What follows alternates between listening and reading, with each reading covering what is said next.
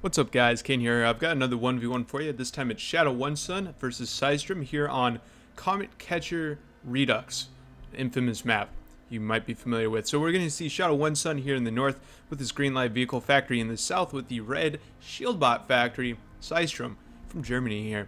Interesting choice, the shieldbot factory on a map like this. Typically you see a lot of vehicles used. Oftentimes you might see tanks, typically maps or bots. Factories, one might say, that have mobility so that they can cover the massive amount of territory that you need to cover to get all of these mexes here. You can see it's quite dense with metal extractors, so being able to move there fast, claim the territory quickly, build your mexes quickly, all of that sort of stuff is really important.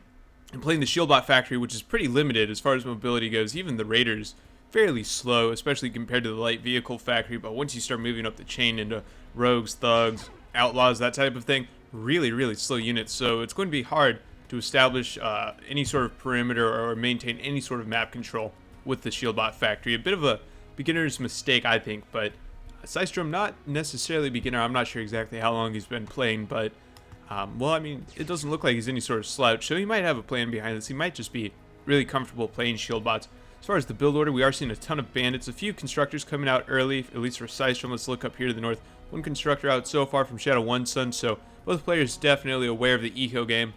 We're going to see some pretty quick expansion here. Early LLT out here outside of the base, another one inside. Also a defender, so pretty strong fortification of the base here from Shata1son. Seisdrum is going to be rejecting or denying the scout over here. No, actually the scout just sneaks right by. A small engagement here. Bandit goes down to a Scorcher, but this scout here in the back of the base looks like it's going to try and pick off the metal extractor probably. I might just park. There we go. Don't think it's going to be able to do that in time, at least not with this bandit on the way in here. Going to be pretty close. Maybe if he'd hunkered down, I guess that's only 2 or 3 more shots. It would have been right down to the wire. I might have sacrificed a scout just to try it. Pretty close. Anyway, there's a fairly large line of Scorchers coming down straight at Seisdrum's base here. As far as the fortifications, I see one LLT, a few bandits, and as those Scorchers encroach even closer, this comm is looking awfully out of position. This seems to be on radar. Seisdrum has responded with his bandits out here in front, ready to push away these Scorchers as well as possible. At the same time, 3 bandits tucking themselves into the back of Shata1son's base here. Looks like they'll be picking up at least 1 metal extractor, presumably 2. Small engagement down to the south. Actually, a rather large engagement. Looks like these Scorchers are going to get chased away by the bandits. Hard to say. This bandit taking cover under the constructor's shield, and the shield aiming to still shield these bandits from... Oh, wow. They ultimately do go down. That was some nice micro, but as soon as the shield power went down, the Scorchers were able to dive in and get the proximity bonus from their heat rays, and they all get to go home. All but one. There's a bit of reclaim here in Seisdrum's territory. It's not clear whether or not he'll be going for it immediately. These bandits charge in, losing 1, 2 of their number already. All 3 actually go down in exchange for a metal extractor. Really not an excellent trade there, so Shata1son looking pretty good here. Just has to rebuild these metal extractors and be on his way. Although, not sure when he'll be... Constructor coming up after a couple of Scorchers. It looks like he's actually set it 3-to-1 Scorchers to Constructors on repeat. That's pretty economic build order, I think. Certainly going to pay off heading into the mid game.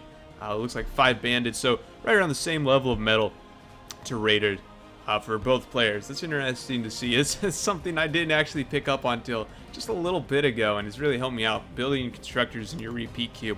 For some reason, I was always against that, but it just pays off heading into the mid game, and most games do, especially at this level of play. So really the economic players favor to win in my book. This Dart trying to do what it can against the metal extractor, gives it the runaround, and at 3% health, the metal extractor does go down. The Dart doesn't get to go home for this one though, but yeah, ultimately a nice trade, of course. But there's the reclaim, so maybe a wash. Just really has to rebuild these quickly to keep that from making cost, I guess. Ultimately not the biggest deal. A few Scorchers now coming down the western side of the map, heading into the back of Seisdrum's base here, potentially dealing a lot of damage. You can see here these metal extractors are nearly undefended. Just a couple of bandits in between these Scorchers, and a bit of a field day here. See if Shata1 picks up on that. No real pressure to Shata1 here in response from Seisdrum. So really Shata1 just has free reign to give him the runaround. He's even positioning a forward radar over here about halfway through the map. As these Scorchers begin to dive in, they'll take off this metal extractor absolutely for free.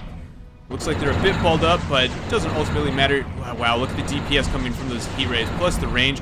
makes them really just an excellent Raider unit. Looks like they'll be picking up the Constructor as well. No, not looping around for that. Definitely have to dive this LLT pretty quickly before, almost lost the Scorcher there. This guy could probably stay out of the raid from now on.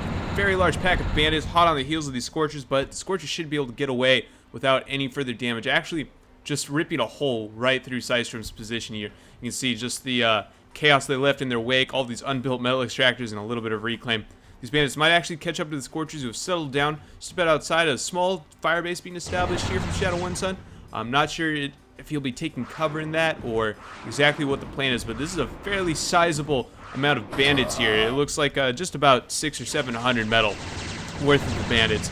Looks like they'll be trying to do what they can against these defenders, but once these Scorchers dive in, oh wow, another pack of Scorchers diving right into Seisdrum's base. This engagement, the bandits do clean up the Scorchers, but these Scorchers down here are able to take down the LLT. They're moving past after taking out this metal extractor, heading for a second one after that, coming into the back of the base, and these caretakers look awfully vulnerable, guys. What do you think? Just needs to drive right through here, and here we go. Onto the caretakers. One of them goes down. Second one just about to go down in a moment. Loses another Scorcher, but all worth it. Definitely taking out another bandit as it kites it away. Just excellent race here from Shata1son. And I mean, it doesn't even matter what the Scorcher does from this point. He's already made such great costs, but yeah, I can't believe he managed to get another metal extractor after that. That was absolutely beautiful. I mean, Shata1son has been the more aggressive player. It's absolutely paying off. Let's take a look at the economy, you guys. He's more than tripled Seisdrum's economy already, at least for the metal production here.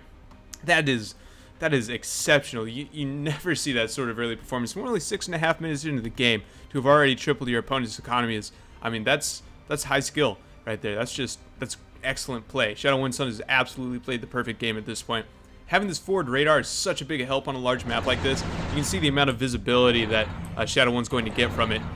Here, seeing pretty much the entire forward right-hand side of the base. He has visibility over the vast majority of the map. Could do the same thing over here to the west to get even more if he'd like. But just having that as a bit of advanced warning and knowing before your opponent, or knowing when your opponent expands into the area that's covered by that radar. Forward radar is so cheap, and the amount of information it provides, it just pays for itself so much. I feel like you should do it anytime you play on a large map like this.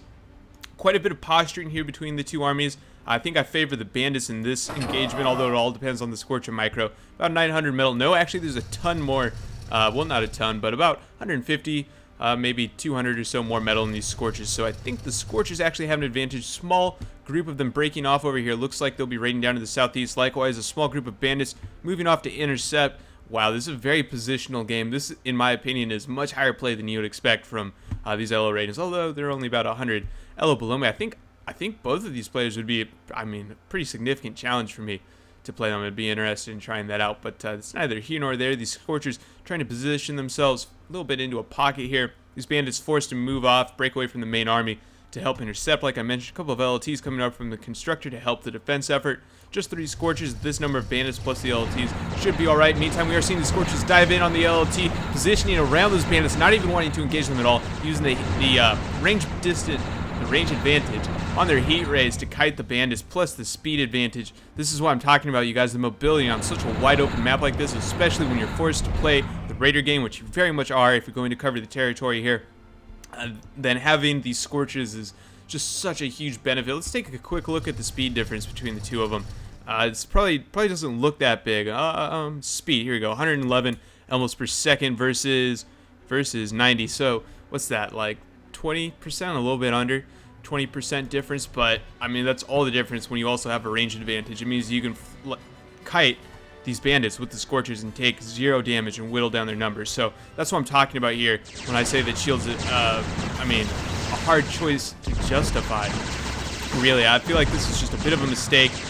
Now he's using the bandits against the Ravagers. I'm not sure what the point of the Ravager switch was, given that there were so many bandits out on the field. They'll be able to clean up the Ravagers well enough, but it doesn't look like it's going to matter. These Scorchers have managed to outposition the bandits, who have, looks like they've, tried to commit to a bit of a base trade here. I'm not sure. These bandits really digging in deep to this Ravager ball. I think this was a pretty big mistake from Shata1 here. He shouldn't have switched into Ravagers, absolutely.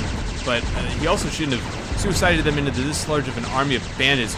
Really relying too much on these riot units. If that army were entirely comprised of riot units, okay, then it makes sense to me, but assault units are typically considered to be countered by the Raiders, so I'm not sure that was a wise decision to engage there. Looks like these Scorchers are going to take down the fusion reactor, which should take down or well, significantly damage the factory with it. Most of the production from the caretakers, and yeah, this is maybe not the fatal blow, but probably the beginning of the end here for Seisdrum. Shata1son has maintained his massive economic advantage, only doubling his opponent's economy at this point. So, only, I guess, is in air quotes there. Tons of constructors, but most of them are idling here for Seisdrum. Massing bandits right here just outside of his base. He could be getting into this reclaim. There is quite a bit here in his territory, just under 1.4k or so, plus whatever's here in this fusion reactor. And look at this, you guys. I mean, a ton of unbuilt metal extractors. He had the constructors, they were just idle, you know, and I know that Shata1 was raiding them out really well, but he wasn't raiding them out the entire game consistently the whole time. Looks like Shata1 has figured out that his Ravagers weren't the way to go. He's switching into Wolverines and Levelers, it looks like, plus a few Scorches so that he can just move in here and deal some damage. But as these Levelers march into the base, I think this will pretty much be the end of the game here. These bandits making a last-ditch effort to head up the eastern flank, but little do they know, a Faraday and 2 Stardust awaiting them here in this bottleneck, and these bandits are going to get absolutely decimated by these Stardust. Look at that. Wow. Absolutely beautiful. This Leveler doing what it can. Basically, Shata1 can just keep sending out his units in a stream like this. Just a fight order at this point would probably be able to buckle Seisdrum, having dealt so much damage to his economy. Seisdrum has very little military. Shata1 actually has double the military out on the field, and that includes Seisdrum's commander, which isn't really that useful militarily, in my opinion. So it should just be a bit of a death march here. I'm pretty much just going to wait for Seisdrum to figure out that he's been beat. I mean, one thing I noticed from both players, there's a ton of mill extractors that could have been built that really weren't. And this is a pretty common theme in this level of play. One thing you'll notice when you see the really, really high level players, I'm talking about the 2,000 plus level players play on this map, by 10 minutes into the game, this thing is saturated. Like, these mexes are pretty much all taken. It's crazy how quickly they'll expand, and it really just comes down to the expansion of the economy here. A little bit to the defense and the raiding, but if the game goes long, which they usually do on a larger map like this, then the economy is what's going to win it for you. And Shata1son came in here with the economic advantage, manifested that into a military advantage, manifested that into an actual, I don't know how to describe it, game advantage, but essentially he won the game. This is what I'm trying to say. He had the eco that it really just wasn't much of a contest. Those raids certainly helped. Don't get me wrong, the early raids that established the early lead, then snowballed into this final position that we're seeing now, was certainly a huge deal. But yeah, I mean, basically if you don't keep up with the eco, there's not a lot you can do. Pretty nice foray forward here by this actual shield ball, the first one we've seen in this game, but these shields are now almost entirely drained. A couple of riot units right here next to the felons, kind of dicey. It looks like we will get slowed down and won't actually take out the felon, but this felon's about to go down, I would imagine. Here we go, surrounded now by these levelers. Pretty much take down that entire shield ball without any issue, and we would probably see the GG from this position, I would expect, here in just a couple of minutes. This is just unwinnable, and after you lose your main military unit like that, it's usually fairly discouraging. This commander, certainly once this commander goes down, he'll be throwing in the towel. Just not much left here for Seisdrum, and there we go. The GG, pretty quickly, exactly on time. So what can we learn from that one? Well, the raids. I mean, the raids were just so beautiful, guys.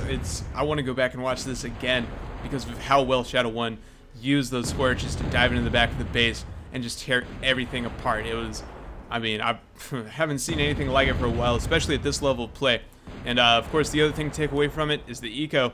It looks like Shata1 was actually behind at the beginning, but because of his raids, he was able to get pretty significant advantage for just a few minutes, and was able to snowball that into a much larger advantage. One important thing, not only does raiding actually destroy the mexes and that sort of thing, but it applies pressure to your opponent. He's forced to bring his military back to his base to help defend against your attacks, so it puts him in a defensive posture if you take the initiative like that. It keeps him out of your base, which is always a great thing. Lets you expand much more aggressively than he can. If you put on top of that the fact that Shata1 probably has just stronger eco than Seisdrum in general, I mean, look at this grid that he already had set up. I mean, it's not flawless, but certainly good enough here. And, well, that's how you win a game, you guys. So, anyway, I really enjoyed that. If you have anything to add, let me know in the comments, and I'll catch y'all next time.